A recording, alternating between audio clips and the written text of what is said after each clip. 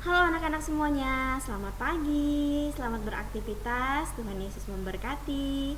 Anak-anak, hari ini kita lanjutkan pembelajaran kita yang kemarin ya.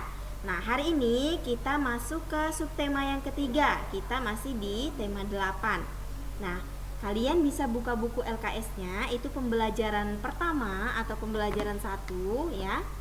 Itu adalah pembelajaran IPA. Nah, tetapi sebelumnya ya, sebelum kita masuk ke materi seperti biasa, anak-anak akan berdoa secara mandiri di rumah. Ya. Oke, berdoa dimulai.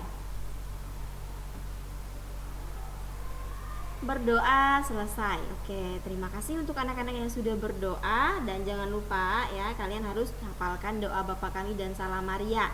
Karena apa? Ketika di kelas ya, ketika kalian masuk sesuai sesi ya, Ibu akan minta kalian satu-satu untuk maju ke depan untuk memimpin teman-temannya dalam berdoa. Jadi harus hafal doa ya.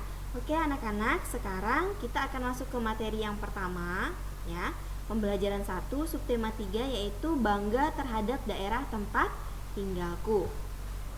Nah, di sini tujuan pembelajaran kita yang pertama, siswa dapat menjelaskan hubungan antara gaya dan gerak.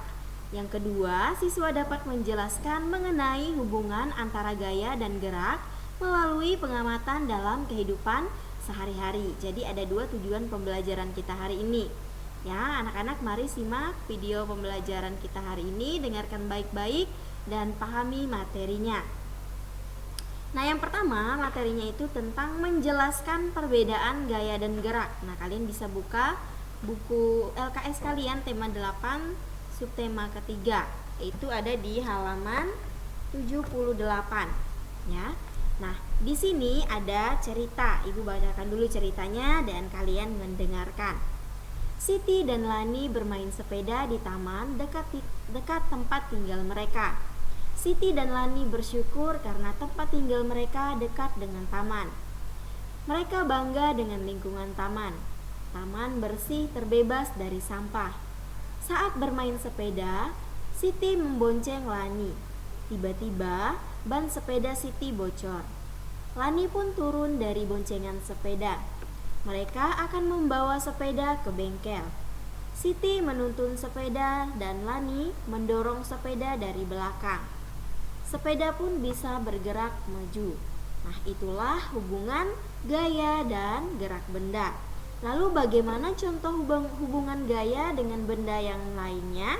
Nah, kali ini kita akan melihat bagaimana contoh sebuah gaya dan benda itu bisa berhubungan dengan benda yang lainnya. Nah, coba perhatikan. Nah, di sini menjelaskan perbedaan gaya dan gerak. Nah, anak-anak dalam kehidupan sehari-hari banyak sekali peristiwa yang kita tunjukkan ya, bahwa ada hubungan antara gaya dan gerak. Nah, di mana ada gaya maka akan ada sebuah gerak. Nah, seperti yang ada pada contoh gambar-gambar di sini.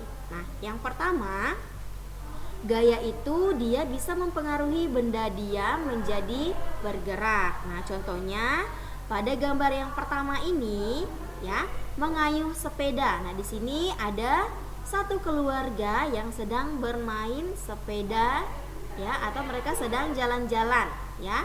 Nah, atau jogging menggunakan sepeda misalnya. Nah, kemudian yang kedua itu menendang bola. Nah, anak-anak perhatikan gambar yang kedua. Di sini ada 2 anak laki-laki yang sedang menendang bola ya. Mereka sedang bermain bola di lapangan. Dan yang terakhir itu ya, ada seorang anak laki-laki yang sedang membuka dan menutup pintu kamarnya. Nah, ini merupakan gaya yang mempengaruhi benda diam tadi menjadi bergerak. Nah, ini adalah contoh-contohnya. Oke, kita lanjut yang kedua, gaya mempengaruhi benda bergerak menjadi diam. Nah, di sini contohnya yang pertama ya, kalian bisa perhatikan di sini ada anak-anak yang sedang bermain bola basket. Nah, di sini di mana mereka bisa menghentikan laju sebuah bola atau mereka bisa menangkap bola tadi yang dilemparkan ke atas ya. Kemudian gambar yang kedua memberhentikan laju mobil. Nah, biasanya itu kalau mobil berhenti maka kita harus menginjak remnya ya. Nah, Kemudian sama juga dengan sepeda. Ya, sepeda juga sama, kita harus menginjak remnya kalau ingin memberhentikan sebuah sepeda. Ya, jadi ini adalah beberapa contoh bagaimana gaya bisa mempengaruhi benda yang bergerak menjadi diam. Oke, yang selanjutnya. Nah, itu adalah pengaruh gaya terhadap gerak dan bentuk benda di lingkungan sekitar. Nah, di sini ada beberapa peristiwa yang terjadi bagaimana pengaruh gaya itu ya terhadap gerak dan benda yang ada di lingkungan sekitar kita. Nah, yang pertama, anak-anak bisa perhatikan di sini ada gambar ya seorang anak laki-laki yang sedang bermain ketapel ya. Nah, di sini anak laki-laki itu bermain ketapel yang dilakukan dengan menarik karet dan melepaskan karetnya ya. Nah, gaya yang digunakan di sini adalah gaya tarikan ya. Jadi dia menarik ketapel itu dengan tenaga otot tangannya. Nah, di sini pengaruh gaya terhadap gerak pada peristiwa inilah yang disebut dengan gaya mempengaruhi benda diam menjadi bergerak. Jadi awalnya ketapel ini tadi diam. Ketika anak tersebut menarik ya karetnya, maka benda tersebut atau ketapel tersebut menjadi bergerak. Nah, kemudian saat tarikan karet dilepaskan, maka dorongan pada karet menyebabkan kerikil atau batu yang kalian gunakan itu menjadi terlempar atau bergerak ya. Nah, itu adalah contoh dari peristiwa yang pertama.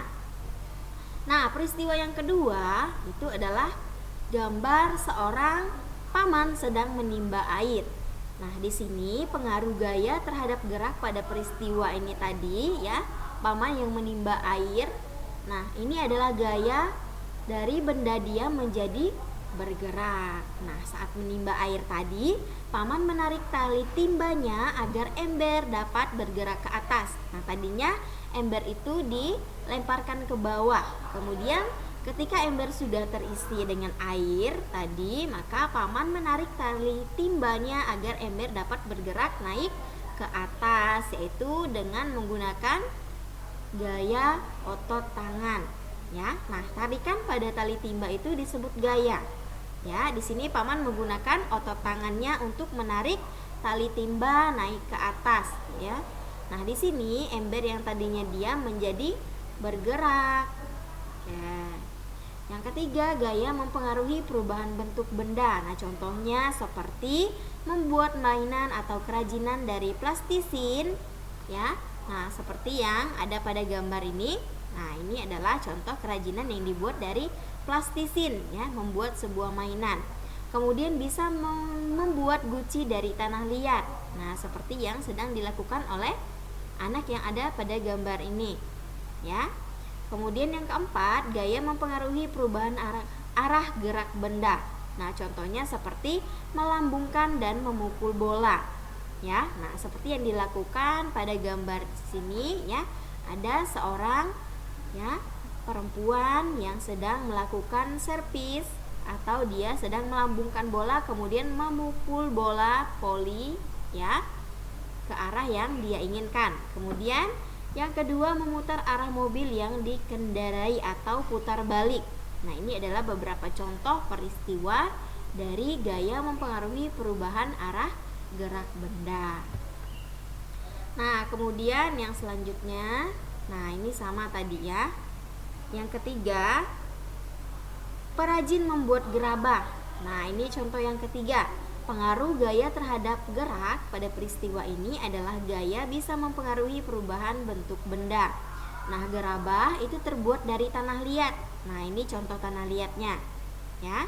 Dari yang belum jadi gerabah, nah ini adalah tanah liat yang belum dibentuk menjadi gerabah seperti gambar yang nomor 3. Nah, gerabah ini terbuat dari tanah liat.